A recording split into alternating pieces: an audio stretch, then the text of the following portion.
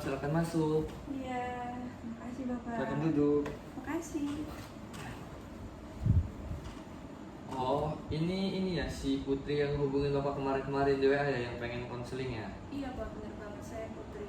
Oh, Putri. Putri, gimana kabarnya? Alhamdulillah baik sih Pak. Baik, alhamdulillah kalau gitu. Oh ya, perkenalkan ya, di sini Bapak sebagai konselor yang bernama Julian Satria. Bapak sebagai konselor di kampus ini. Ya Pak. Nah, kira-kira tadi waktu perjalanannya ke sini gimana itu, Put? Untuk perjalanan ke sini sih alhamdulillah lancar Pak. Cuman tadi ada sedikit kendala aja sih. Kalau ini kendalanya apa sih? Waktu ke sini tadi kira-kira? Jadi tadi pertama itu kan saya kesini naik Grab ya Pak. Ya. Nah, Grabnya itu tuh bapak sopirnya tuh salah alamat. Padahal saya udah titikin sesuai lokasi. Ya. Itu kendala yang pertama. Terus Itu yang kedua macet sih Pak. macet. Macetnya di mana tuh, daerah mana? Di dekat ininya sih Pak, pas Unilanya itu sih. Oh, yang di ini ya, di underpass itu ya? Iya benar. Yang orang banyak keluar masuk ini ya, apa sih? Ngelawan arus kan? Iya, Kebanyakan benar, orang. benar. Oh, macet di sana ya ya. Abis itu udah sih Pak, nggak ada lagi. Oh iya, cuman tadi nggak sengaja itu kayaknya bapak sopirnya itu tuh nabrak sesuatu. Jadi ban mobilnya tuh pecah. Jadi mogok. Terus bapak sopirnya itu bilang ke saya, Mbak ini telat nggak apa-apa ya katanya. Terus saya nggak enak kan Pak sama bapak Iya. sopirnya. Terus saya bilang, ya udah Pak, nggak apa-apa kalau gitu. Nanti saya juga coba minta maaf ke bapak langsung. Iya ya.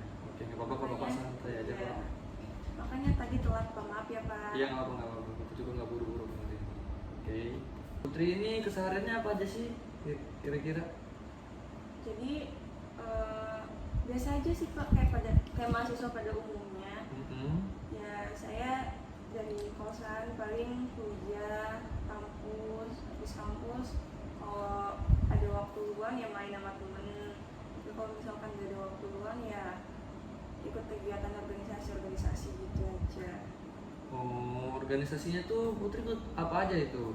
Nah Kalau di saya kampus? nih banyak sih Pak, sebenarnya saya banyak ikut organisasi. Iya iya. Jadi kegiatan juga kadang satu minggu itu full, Sabtu Minggu juga kadang itu tuh kegiatan organisasi, terus tugas. Nah jadi organisasi yang saya ikutin itu, saya ikut koperasi mahasiswa, Iya. salah satu bisa dibilang UKMU lah ya. Nah terus habis itu saya juga ikut himpunan jurusan, karena di jurusan saya itu tuh diwajibin gitu Pak ikut kegiatan itu. Oh, berarti banyak ya apa sih organisasi yang Putri ikutin ya? Iya banyak Pak, lumayan sih. Terus habis itu saya juga ikut kegiatan pasar modal, itu dari jurusan saya. Itu kayak organisasi juga sih Pak, jadi di dalamnya itu nanti kita bakal diajarin cara-cara analisis saham lah. Ya ya, menarik. Oh iya, apa Putri apa kok bisa kuliahnya di Lampung gitu? Referensinya dari mana ya? Oh jadi referensi itu saya dapat dari saudara saya, bibi Iya. saya. Jadi bibi saya juga alumni Unila tuh Pak. Nah jadi dia bilang di Sumatera juga selain di Palembang ada loh kampus bagus juga, nah, kampus favorit. Terus saya tanya lah, waduh gimana tuh gitu kan. Iya. Terus dia bilang, kata dia ada di Lampung namanya Unila, itu negeri juga loh gitu. Jadi ya udah tuh saya daftarin ke Unila, tapi saya lewat SBMPTN sih Pak, soalnya saya SM-nya itu ngambil di UNY. Tapi karena saya lintas jurusan, jadi peluangnya kecil dan saya ketolak di UNY. Jadi ikut SBMPTN. Oh, waktu SBMPTN waktu itu pilihan pertamanya apa tuh? Terus pilihan keduanya apa ya? Oh, jadi pilihan pertama saya itu pertama manajemen. Nah, kedua saya pilih ilmu administrasi bisnis. Nah, jadi saya keterima di pilihan kedua nih Pak. Oh, manajemen bisnis itu ini ya fakultas FEB bukan sih kalau nggak salah? Iya, kalau manajemen FEB, tapi kalau saya Iya. sekarang itu di fisik sih Pak. Iya iya. Putri ini tinggal di sini sendirian, ngekos apa sama keluarga, sama saudara gitu? Nah, kebetulan saya ini anak rantau Pak. Jadi Oh, rantauan di mana itu? Dari mana itu? saya dari Bangka Belitung Pak. Oh, jauh ya? Iya jauh banget. Terus Mhm. saya di sini ya ngekos, gak ada temen, gak ada saudara kan awalnya. Oh, nggak ada sama sekali saudara di sini? Gak ada sama sekali. Berarti emang sendiri bener ya? Iya, Bener-bener iya. sendiri ya? Oh, iya, iya. Terus Habis itu ya ngekos ya di sini ya? ngekos Pak. Saya ngekosnya di daerah dekat Unila juga sih. Iya, iya, iya, ya, deket-deket aja lah ya. Iya. Oh ya, Putri gimana ini sama keluarga? Maksudnya tuh hubungannya tuh baik-baik aja, deket atau biasa aja, atau gimana gitu hubungan dengan keluarga di kampung halaman? Alhamdulillah kalau hubungan saya sama keluarga sih baik-baik aja ya Pak. Oh ya, ya. Cuman terkadang kita juga mikir kalau misalkan kita mau ngeluh ke orang tua, gak mungkin karena orang tua juga pasti lebih capek dari kita. Iya benar. Iya Pak, alami. Aku juga punya anak soalnya. Oh iya Pak. Putri kan bukan orang Lampung asli nih. Ada nggak sih Putri kayak kaget gitu kehidupan di Lampung ini gimana gitu kayak dari makanannya, lingkungannya atau orang-orangnya gitu. Jujur pertama kali saya ke Lampung ada sih, saya rada kaget sama apa ya, perilaku orang-orang saat berkendara sih Pak, itu yang bikin saya kaget. Oh kenapa itu? Itu tuh gimana ya, karena kan kalau di tempat saya itu ya orang-orang itu pada tertib lalu lintas juga enggak sih sebenarnya, cuman kayak ada beberapa yang ngelanggar gitu. Tapi kalau di sini tuh kayak orang-orang itu tuh pada nggak apa ya, nggak sayang sama nyawa gitu. Jadi Oh kayak, ugal-ugalan ya? iya. Oh iya iya. Ya Tapi banyak nggak sih di semua sini. sih, Iya nggak iya. semua Iya. orang. Oke. Kalau dari makanannya gitu nggak ada ya kayak apa gitu? Kalau Aneh dari gitu makanannya? Nggak ada ya? Enggak sih Pak. Sama aja kayak Kayaknya di Bangka sama aja. Belitung. Oh oke oke. Oh iya Putri sebelumnya udah pernah belum sih konseling gini secara langsung gitu waktu SMA atau SMP gitu? Kayaknya nggak pernah deh Pak. Baru pertama kali saya konseling gitu. Oh kalau menurut Putri nih konseling itu apa sih kira-kira? Setahu Putri aja nih. Waduh. Karena saya juga pertama kali nih ya Pak. Iya. Kayaknya saya kurang paham sih, cuman secara umum aja paling ya. Yang saya ketahui itu tuh konseling itu mungkin layanan yang bisa ngasih solusi lah buat masalah yang saya hadapi atau masalah orang lain yang sedang Oh hadapi. iya, iya benar-benar. Baiklah, di sini saya akan menjelaskan sedikit ya tentang konseling. Oke Put, konseling itu tuh adalah pertemuan antara konseli dan konselor yang dimana konseli ini memiliki masalah dan konselor ini memberi saran atas masalah apa yang telah dialaminya. Seperti Putri ini sebagai konselor dan konseli maksudnya dan Bapak sebagai konselor. Nah, di konseling ini nih ada beberapa asas nih yang Putri harus tahu. Yang pertama ini nih asas keterbukaan. Jadi Putri atau konseli ini harus terbuka sama yang punya masalah. Maksudnya itu tuh kayak Putri ini kayak punya masalah gitu. Nah, ntar Putri sama Bapak ngomongnya harus terbuka gitu, nggak ada yang ditutup-tutupin. Jadi biar proses konseling ini berjalan dengan baik gitu Putri. Sedangkan yang berikutnya ini konseling kesukarelaan. Nah, si Putri ini nih harus sukarela. Oh iya, ngomong-ngomong si Putri ini ada unsur paksaan nggak sih datang untuk kelayanan di dalam konseling ini kira-kira? Nggak ada sih Pak, ini pure dari diri saya sendiri karena ya mungkin akhir-akhir ini ada beberapa masalah yang perlu saya selesain lah ya, terus kayak minta solusinya Iya. dari Bapak nanti. Oh ya, syukurlah begitu. Berarti Putri yang sukarela lah ya sesuai dengan asas-asasnya ya. Oke, yang selanjutnya itu ada asas kerahasiaan. Nah, di asas kerahasiaan ini si konseli atau Putri ini nggak usah takut kalau masalahnya itu tuh bakal melebar kemana-mana gitu. Di sini cuman saya saja yang tahu masalah Putri itu. Oke, yang terakhir itu ada asas kemandirian. Nah, Putri atau konseli harus mandiri. Misalnya saya kasih saran tuh cara menyelesaikan masalah dengan cara A. Nah, Putri itu harus mandiri menyelesaikan masalah tersebut dan bertanggung jawab juga atas masalah saran dari permasalahan itu. Oke? Oke Putri. Sekarang Putri ceritain dong masalahnya apa sekarang gitu. Jadi gini Pak, Iya. kan saya ini banyak ikut kegiatan organisasi susah banget nih bagi waktu. Iya. Karena kan selain tugas kuliah itu beban organisasi juga pasti ada di saya gitu kan. Meskipun cuma jadi anggota, tapi tuh kalau misalkan nggak berkontribusi atau nggak berpartisipasi dalam acara-acara tuh pasti ngerasa kayak bersalah juga gitu Pak. Iya, iya. Kayak ngerasa buat apa saya ikut organisasi yang tujuannya buat cari relasi terus cari pengalaman, tapi saya nggak ikut berkontribusi, kan sama aja gitu. Nah jadi saya ini ngerasa saya ini kalau misalkan di bagian tugas kuliah gitu, saya ngerasa makin kesini tuh makin susah gitu Pak ngebagi waktu antara organisasi sama tugas kuliah itu gitu. Padahal yang utama itu pasti tugas kuliah gitu Iya, kan. pasti. Iya, iya. Nah itu saya susah banget buat bagi waktunya. Bahkan itu kan saya ngerasa di semester 4 ini tuh masih hati-hatinya sama tugas. Terus mungkin karena Numpuk-numpuk ya tugasnya. benar. Iya, di Bapak dulu akan juga soalnya waktu Iya. kuliah. Oke. Nah, Terus mungkin juga karena ya bisa dibilang adaptasi lah dari online ke offline, meskipun sebelumnya semester 3 udah, iya. tapi semester 3 itu menurut saya nggak terlalu berat gitu Pak. Nah di semester 4 ini saya ngerasa ini tuh semester paling berat gitu bagi mahasiswa. Nggak bagi mahasiswa sih, mungkin bagi saya sendiri gitu. Oh, berarti Putri ini ya COVID ya waktu semester 1 atau semester 2 ya? Iya, jadi saya waktu Jadi itu masih daring lah ya di iya, rumah masih ya? daring, Pak. Oh, belum ke Lampung berarti ya? Belum. Masih di rumah, oke. Ya, lanjutin. Nah, ketika semester 3 itu masih kayak fine-fine aja gitu Pak. Karena mungkin kegiatannya juga nggak terlalu banyak gitu kan. Karena semester 3 saya juga masih jadi anggota di himpunan jurusan.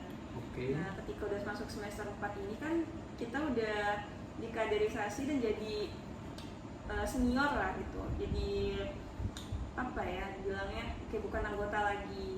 Bukan amut lah ya, anggota Iya, muda ya. gitu. Nah, jadi ketika ada beban organisasi, terus ada beban tugas, saya bingung tuh Pak ngebagi waktunya. Itu sih Pak masalahnya. Oh. Sama, tapi sebenarnya tuh kalau misalkan nih ditanya, misalkan teman bilang kayak kamu nih sebenarnya gimana sih, mau kuliah atau mau gimana gitu. Ya saya jawabnya pasti ya kuliah ya Pak, karena Iya. itu tujuan utama saya. Nah, tapi temen saya ini Iya. itu tuh bilang, kamu kan tujuan utamanya tuh kuliah gitu, berarti tugas utama kamu itu ya selesain tugas-tugas kuliah di dalam organisasi. Nah saya ini lebih mentingin organisasi nih Pak, jadi saya bingung. Tugasnya tuh terbengkalai gitu ya. Tugasnya tuh terbengkalai, tapi kalau misalkan kuliah saya ikut terus. Tapi tetap ngerjain nggak sih tugas-tugasnya itu? Tapi Tetap, kelewat deadline gitu ya kayaknya ya. Ada beberapa yang kelewat deadline, Dan mepet deadline-nya. ada juga yang mepet. Oh, oke. Gitu. Nah, kalau buat kuliahnya sih saya nggak ngaruh gitu. Jadi kalau misalkan kuliah ya kuliah, kalau ya offline gitu. Berarti masalah ini cuman membagi, kalau misalnya ada tugas, kamu itu nggak bisa membagi waktu ya. Nah iya benar banget Pak, saya nggak bisa bagi waktu di situ. Terus sebenarnya sih kalau misalkan ditanya dari orang lain, dari segi pertemanan, mungkin banyak tuh yang bilang sama saya, mungkin faktor pertemanan kamu kali yang kayak gini. Ya, gitu. faktor lingkungan bisa jadi tuh kita tuh males ngerjain tugas tuh mungkin karena teman kita tuh pada santai-santai mungkin. Tapi masalahnya tuh teman saya nggak kayak gitu Pak. Oh, berarti ini masalahnya di diri Putri sendiri Iya, ya? jadi saya bingung gitu. Sedangkan teman saya tuh udah coba kayak ngelakuin support lah ya Pak, bilang udah kamu tuh nugas dulu aja baru organisasi gitu. Tapi saya bingung gitu Pak. Di satu sisi tuh saya dikejar deadline organisasi juga, tapi di sisi lain juga ada tugas-tugas kuliah gitu. Ada masalah kalau ini sih dari faktor keluarga, ada nggak sih masalahnya? Nggak ada ya? Kayak belum terpengaruh gitu? Dari faktor keluarga sih enggak ya Pak, cuman ya itu tadi kata saya yang kalau misalkan saya mau coba cerita sama keluarga ya nggak mungkin gitu, karena kalau Berarti saya aman lah ya kalau dari keluarga. Oh iya, Putri kan ini kan anak muda nih, masih muda-mudi nih. Kan Bapak juga waktu itu pernah muda-mudi. Ada nggak sih faktor dari asmara gitu, kayak cowoknya atau sampai sampai nggak bisa bagi waktu atau sering sama cowoknya atau gimana gitu? Kalau faktor itu juga kayaknya ada sih Pak, karena kan saya punya cowok. Ya, terus Kadang tuh ada permasalahan lah ya. iya Gitu. oke bapak Juga paham kok. Oke terus itu ikut mempengaruhi itu namanya kuliah saya gitu. Tapi terkadang dia juga mendukung saya sih Pak, ikut jadi support system lah. oke oh berarti 50-50 lah ya, kadang Iya, 50-50. jadi bumerang, kadang bisa jadi support gitu ya. Nah iya, kadang saya juga bingung Pak sama dia tuh. Kenapa itu kok bisa bingung? Kadang kayak dia udah tahu saya banyak beban organisasi. Iya. Terus banyak beban kuliah. Terus tapi dia ini juga beban kuliah dia tuh banyak, tapi dia tuh Gimana? mencoba buat nambah beban saya gitu Pak. Saya bingung sama dia kayak gitu Pak. Tapi ya saya selaku pacarnya, saya bilang juga saya berusaha buat support dia juga. Jadi ya udah saling support. Cuman bingungnya tuh kadang posisinya gitu, waktunya tuh salah gitu Pak. Dia banyak tugas, saya banyak tugas, nanti banyak masalah. Tabrakan gitu ya. Terus menurut saya juga dia kayaknya kurang perhatian Pak. Saya bingung, kadang dia chat cuek. Terus dia ini juga orangnya, saya nggak tahu siapa dia orangnya. Maksudnya tuh kayak kalau ketemu dia nggak cuek, tapi kalau misalkan di chat, nah itu baru dia cuek. Terus enggak juga tuh Pak, sedih banget emang. Kenapa itu? Dia waktu itu saya tuh nggak sengaja awalnya lihat dia sama cewek yang pertama, tapi saya masih berpikir positif thinking. Iya. Terus habis itu kan baru-baru ini tuh ada konser ya Pak di Lampung. Iya. Nah teman saya tuh yang ngeliat dia, teman saya bilang kayak, Put, kamu udah putus ya masih itu. Oh, konser di Sabure kemarin ya? Iya Pak. Oh iya, tahu bapaknya. Nah terus saya bilang lah, enggak, saya nggak putus, kenapa gitu kan, kata saya gitu. Terus kata teman saya, ya saya lihat dia ini loh, saya lihat pacarmu katanya sama cewek lain gitu. Terus saya awalnya nggak percaya ya kan Pak. Kata teman saya, yaudah kalau kamu nggak percaya yaudah silakan datang aja langsung katanya. Terus karena saya pikiran saya makin overthinking, akhirnya tuh saya mutusin kayak udahlah, kayaknya gue emang harus datang langsung gitu buat ngecek lokasi ya. Nah Pak, jadi Terus saya datang langsung, terus saya tanya teman saya, pas banget ketemu gitu kan. Saya tanya, mana orangnya kalau kamu memang bener lihat dia gitu. Terus dia bilang lah, itu tadi no di situ. Pas saya samperin tuh bener banget Pak, dia sama cewek lain. mau kena gap ya? Iya Pak. Oh itu kayak bapak waktu muda dulu sih kena gap juga ya. Terus Nah terus habis itu enggak, bapak dulu waktu mudanya ini pintar gitu, nggak kena gap kok. Berarti bapak juga tukang selingkuh ya Pak? Alumni kali ini. Ya. Nah terus habis itu saya bingung kan Pak, harus kayak gimana. Saya mau marah, nggak mungkin di tengah-tengah orang rame gitu kan. Akhirnya saya mikir juga kayak selesai masalahnya tuh nanti aja. Saya habis itu pulang, terus saya chat dia, kalau misalkan kamu mau lanjutin semua ini, temuin saya, terus selesain masalahnya gitu. Oh iya. Berarti dapat disimpulkan dari cerita kamu ini nih, kamu ini salah satu faktornya itu pertama itu organisasi, terus tuh kedua tuh masalah asmara. Tapi kalau asmara kamu ini menurut yang kamu ceritakan tadi, bapak tangkep pacar kamu ini berperannya bisa kadang jadi dukungan atau support system, kadang jadi bumerang bagi kamu. Berarti masih 50-50 lah ya. Oke, berarti kalau faktor lingkungan tadi aman lah ya, nggak ada masalah ya? Iya aman Pak. Aman. Saya juga mendukung banget sih, maksudnya kayak proses belajar itu lebih baik kamu utamain kuliah daripada hal-hal Itu lain. faktor lingkungan itu dari teman, pacar, sama keluarga aman-aman aja ya?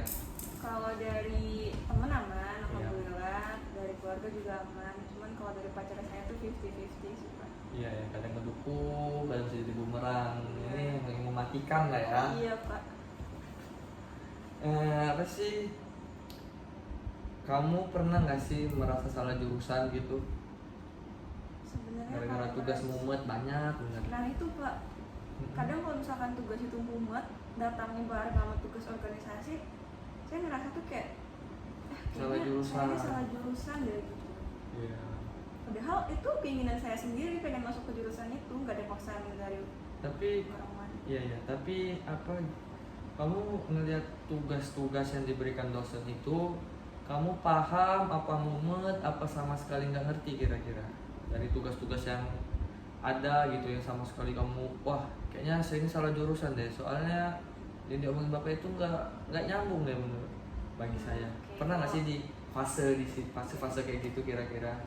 Kalau buat itu sih, kalau saya sendiri jujur tergantung dosennya ya Pak. Ada Oh, beberapa yang iya, iya. saya pahamin, Ada yang ada disenangin. juga, Dosen yang disenangin lah iya. intinya. Ada juga yang tiba-tiba tuh kayak nggak bisa, gue nggak paham gitu. Iya iya iya. Jadi kadang ngerasa ada tugas dia, ada beberapa dosen tuh yang saya tuh terkadang suka gitu sama tugasnya, tapi ada juga ya itu yang susah buat membagi waktu itu. Dan karena saya juga nggak suka sama, mungkin nggak suka sama makulnya, bukan karena dosennya, tapi nggak suka dari pembelajarannya, mungkin yang terlalu monoton atau gimana. Oh berarti ada faktor dari dosen lah ya. Kalau dosennya asik tuh kayaknya kamu tuh lebih enjoy gitu, otak kamu tuh lebih cepet nangkep ya. Tapi kalau misalnya dosennya monoton, garing, suka cari-cari kesalahan mahasiswa, kamunya jadi bete gitu. Jadi otak kamu tuh secara nggak langsung tuh kurang bekerja gitu ya untuk menyerap materi yang telah diberikan sama dosen itu ya. Bener banget Pak. Oh berarti faktornya tergantung dosennya ya. Oke. Oke, berarti dari masalah yang Putri ceritakan, Bapak akan memberi sebuah solusi nih. Solusinya itu tuh namanya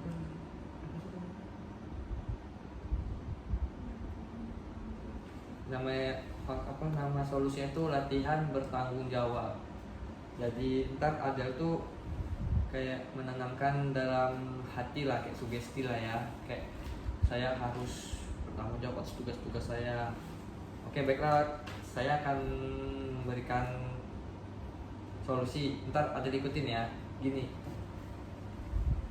saya akan bertanggung jawab atas tugas yang telah diberikan dosen. Nah itu ntar ada ngomong beberapa kali.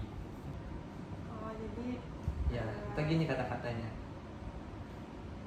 Saya Putri bertanggung jawab atas tugas-tugas yang diberikan oleh dosen. Tapi mata itu sambil menjem gitu, betul-betul. Rasakan feelnya gitu. Ntar biar Putri itu sadar gitu kalau tugas itu tuh tanggung jawab Putri sebagai mahasiswa yang harus diselesaikan walaupun Putri lagi capek organisasi.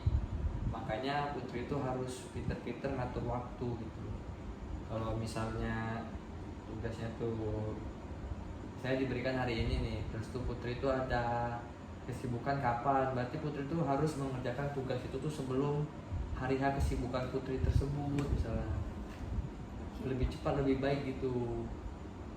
Yaudah sekarang Putri lakuin yang Bapak sampaikan tadi, tapi sambil menjem. Oke. Langsung aja ya Pak. Iya. Saya Putri akan bertanggung jawab terhadap tugas-tugas yang telah diberikan oleh dosen. Dan saya Putri akan bertanggung jawab atas semua beban-beban apapun di perkuliahan dalam perkuliahan ini. Nah, yang Putri lakukan tadi itu tuh adalah salah satu teknik di dalam konseling, yaitu namanya teknik Gestalt. Nah, di teknik Gestalt ini nih bertujuan agar Putri atau konselinya merasakan perasaan-perasaan bersalah dan bertujuan untuk mengubah perilaku-perilaku yang buruk berarti menjadi lebih baik.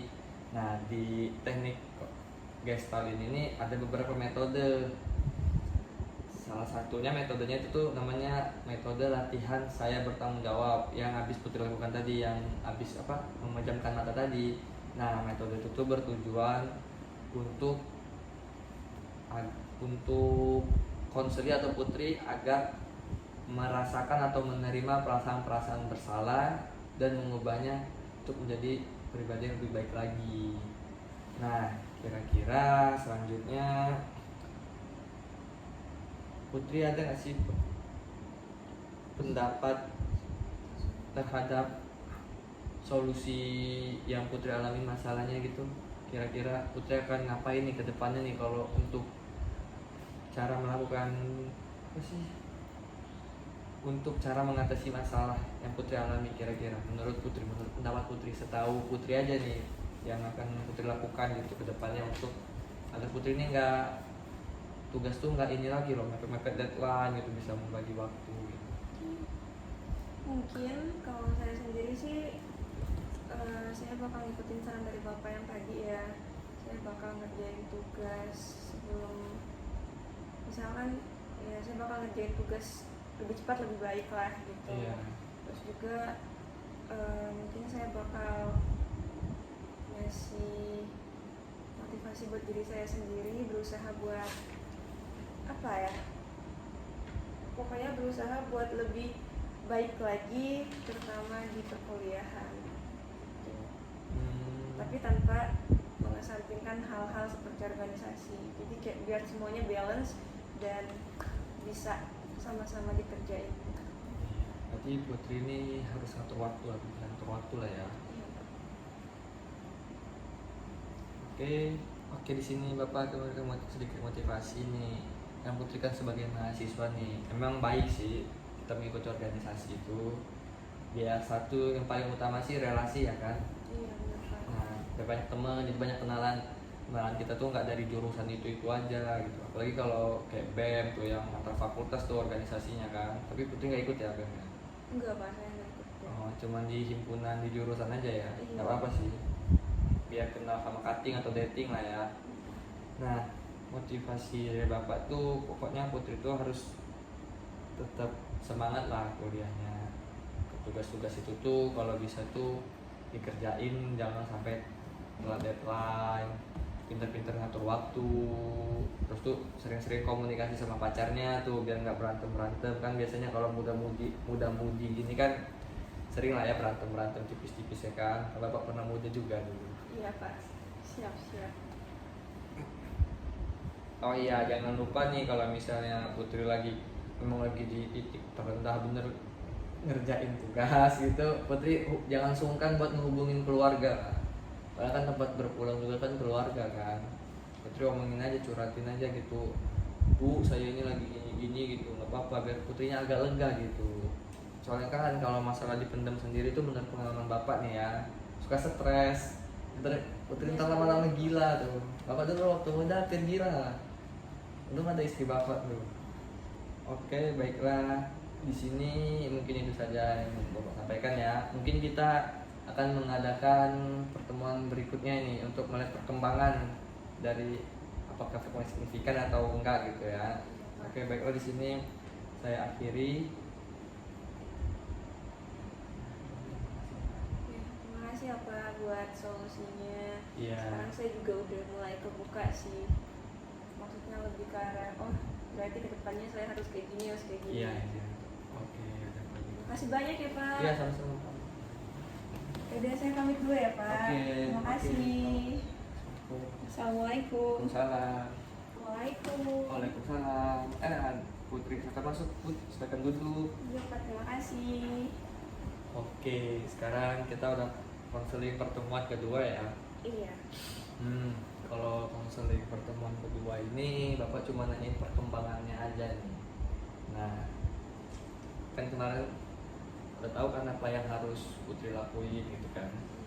Nah, kira-kira kalau sekarang nih perkembangannya udah sampai mana sih Putri? Kalau selama 1 minggu terakhir ini, alhamdulillah, Iya. saya udah bisa ngatur waktu sih Pak. Kayak kemarin itu kan ada kegiatan organisasi tuh.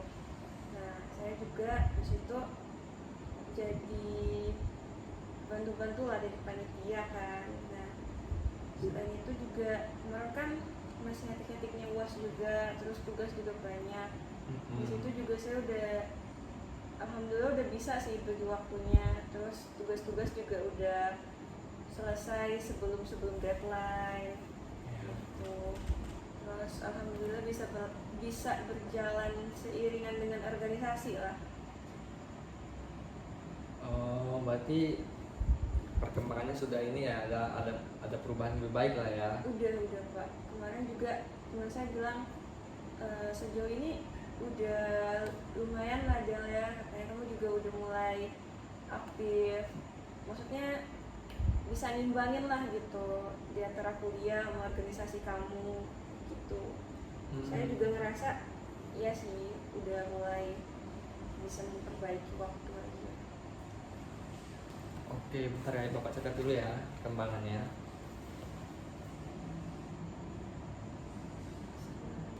Nah, setelah dari itu semua itu kira-kira ada timbul masalah baru nggak sih dari Putrinya? Kalau dari saya sendiri nggak ada sih Pak, cuman yang itu ya, jadi saya tuh Gimana? masalahnya itu tuh datangnya tuh dari pacar saya kemarin itu Pak. Oh, kenapa itu pacarnya tuh yang kemarin tuh? Dia udah tahu masih UAS, terus masih tiga-tiga tugas organisasi, terus ada masalah baru dan saya udah gak bisa toleransi lah masalah itu, jadi akhirnya putus. Itu juga sempat mempengaruhi UAS saya sih Pak. Mental kamu juga lah ya. Iya. Berarti sedih nggak sih putus cinta gitu? Ya sedih lah Pak ya, jangan ditanya lagi tuh sedih apa enggak. Soalnya saya ngerasa di saat saya benar-benar butuh motivasi, butuh support system, Iya. terus butuh dia lah gitu, dia malah kayak gitu lagi, malah bikin masalah lagi, dan lagi saya ngerasa Selingkuh lagi ya? iya, dia selingkuh lagi Pak, jadi ke gap lagi. Begitu lagi berarti nggak kayak bapak dia ya orangnya. Iya, kalau bapak kan bisa ya. Bisa membunyiin itu. Soalnya itu istri saya tuh akhirnya nggak tahu deh sekarang kan. Apa dia itu saudara bapak ya? Siapa tuh? Itu mantan saya itu. Oh, enggak, maksudnya sejenis bapak bisa Oh, jadi sejenis kalau saudara enggak. Satu spesies. Iya, spesies satu gitu. Apa lagi ya? Udah sih, Nih, kayaknya kalau itu menurut doang. bapak alamin ya tentang bapak waktu muda, kalau orang habis putus cinta ini biasanya tuh ngerjain tugas itu jadi males-malesan loh Putri. Nah, Putri males-malesan apa tambah semangat nih kira-kira ngerjain tugas-tugas gitu? Waktu saya bersama dia juga sih ngerasa kayak ada rasa sedihnya pastilah, tapi ngerasa lega juga sih, kayak lepas dari hubungan yang toksik kayak gitu tuh. Oh, emang toksik ya hubungannya ya? Iya lah Pak, kan dia selingkuh. Oh iya ya. Oh iya, bapak kan nggak tahu sih kalau selingkuh itu toksik. Dan bapak wajar itu. Saya menyeleksi kan kirain Iya. pas masa kayak gitu. Tapi alhamdulillah sih bapak kalau udah nikah ini aman-aman aja sih. Alhamdulillah ya. Iya, nggak selingkuh lagi. Mungkin dia juga nanti ke depannya kayak gitu. Siapa? Istri bapak? Bukan, Oh. mantan saya itu. Berubah lah ya. Iya, berubah. Iya, tapi sayangnya waktu dia berubah pasangannya bukan Putri, gimana tuh? Nanti saya minta dia buat kesini juga Pak, nyeritain masalah dia biar bisa dikasih solusi sama Bapak. Oh, boleh. Jadi nggak kambuh lagi ya penyakitnya yang sering selingkuh itu ya. Yang namanya laki-laki kan wajar lah kayak gitu. Nggak wajar sih Pak kalau selingkuh. Oh, nggak wajar. Nggak wajar. Tapi kalau di zaman bapak ya, kalau cowok selingkuh itu udah biasa tau. Tahun 70-an itu zaman-zamannya cowok selingkuh tuh. Itu wajar loh di mata masyarakat kalau masih pacaran ya. Tapi kalau sekarang nggak sih Pak. Oh, mungkin bapak udah beda zaman lah ya. Bapak kan beda generasi ya. Iya, ya kan bukan generasi sekarang lah ya. Apa sih kalau generasi sekarang tuh namanya? Gen Z Pak. Oh, Gen Z ya. Iya. Ya boleh. Keren juga bahasanya kalau generasi muda sekarang ya. Iya Pak. Oke, sekarang berarti udah lumayan lah ya Udah lumayan. perkembangannya. Nah, Sebenarnya juga faktor dari putus itu tuh ada juga sih manfaatnya. faktor positifnya maksudnya. Iya, sisi positifnya kayak ya terlepas dari hubungan yang toksik itu saya bisa Lebih lega.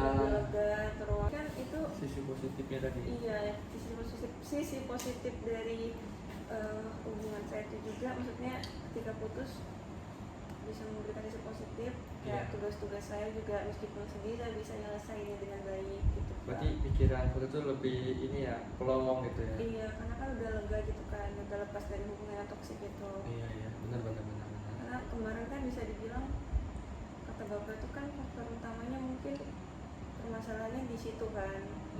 Kalian kalau apa sih, kalau menurut Bapak alamin nggak ya, waktu Bapak zaman dulu tuh biasanya kalau orang habis putus itu tuh jadi males-malesan tahu kerjain tugasnya kan, mungkin dia depresi kan. Tapi kalau Putri ini Bapak temuin ini beda nih, Putri lebih semangat gitu, lebih fresh ya, Mungkin- saking ketoksiknya hubungan Putri Iya, sebelumnya. mungkin karena toksiknya tuh Oh, kuat. berarti teman-teman Bapak dulu tuh kalau karena depresi tuh mungkin karena emang hubungannya nggak toksik ya, mungkin karena Iya. keadaan atau apa gitu ya. Oh ya, oke, baiklah. Nah, di sini kan perkembangan Putri ini udah mulai terlihat nih ya.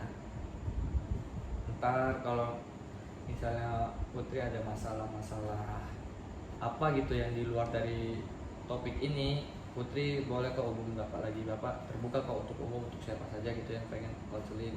Teman-teman Putri juga kalau misalnya ada masalah gitu, dia nggak ada teman cerita, Bapak ada kok di kampus ini, di sekitar kampus ini. Ntar Putri hubungin aja nomor Bapak gitu. Iya, ntar kayak sampai juga ke teman-teman. Iya. Tahu kalau misalkan bapak bersedia bantu mereka juga. Oke, baiklah, di sini Bapak akhiri ya konselingnya ya. Iya. Terima kasih banyak ya Pak udah bantu saya untuk menjadi pribadi yang lebih baik. Iya, lagi. sama-sama. Mungkin sampai sini aja sih Pak, udah kalau kayak gitu. Oh ya, udah, mungkin Makasih Bapak banyak, Pak. ya Bapak akhiri ya. Iya. Gitu. Saya pamit buat pulang ya Pak. Oke, siap.